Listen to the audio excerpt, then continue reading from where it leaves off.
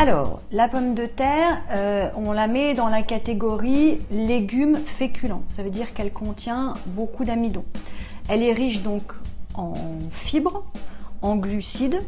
Elle est riche en potassium, qui est un minéral qui est très alcalinisant. Donc aujourd'hui, on a tous besoin d'alcaliniser notre organisme parce que, par exemple, le stress va nous acidifier, que l'alimentation moderne va nous acidifier.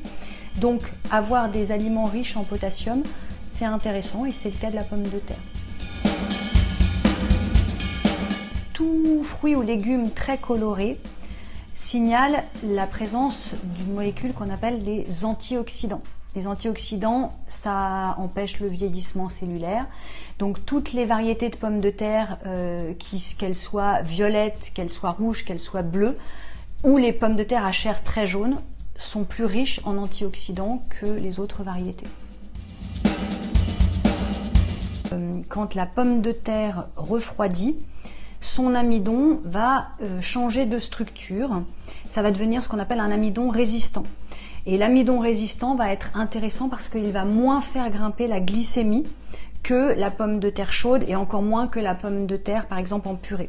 Donc pour des personnes qui sont en surpoids ou des personnes diabétiques, première recommandation, ne pas abuser des pommes de terre. Et deuxième recommandation, si on veut se faire plaisir avec des pommes de terre, l'idéal ça va être la salade de pommes de terre.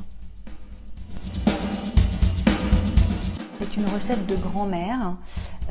En fait, on peut utiliser le jus de pomme de terre, donc le jus de pomme de terre cru. Alors, c'est pas très agréable à boire, mais c'est un excellent anti-acide. Ça existe sous forme de complément alimentaire.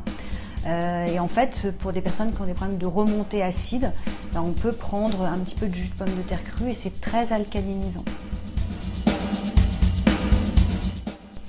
Alors, il faut savoir que quand les pommes de terre germent et qu'elles ont des petites taches vertes à la surface, c'est en fait la présence d'un composé qui s'appelle la solanine et qui est un composé toxique, ça s'appelle un alcaloïde. Donc évidemment qu'il ne faut pas consommer cette partie-là de la pomme de terre. S'il y a juste un tout petit germe et une petite tache, il suffit de l'enlever avec un couteau. Si en revanche votre pomme de terre est devenue très verte et qu'elle a beaucoup germé, dans ce cas-là, il vaut mieux pas la consommer. Il faut savoir que la solanine ne se détruit pas à la cuisson, donc il faut vraiment faire attention.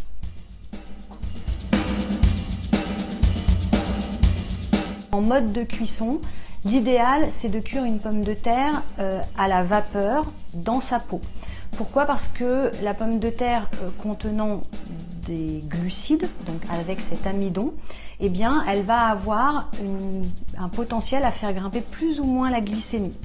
Si vous faites de la purée de pommes de terre, vous allez faire grimper plus rapidement votre glycémie que si vous mangez une pomme de terre qui a été cuite à la vapeur dans sa peau.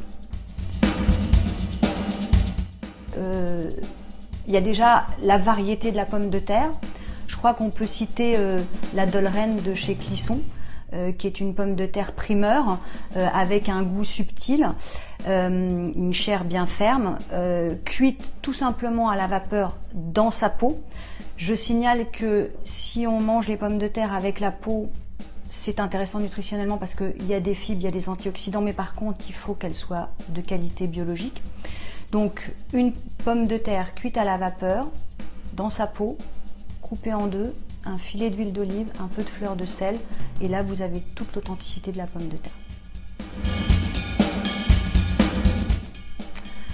Ah, ça c'est une question difficile, parce que selon moi, je trouve que c'est le gratin dauphinois.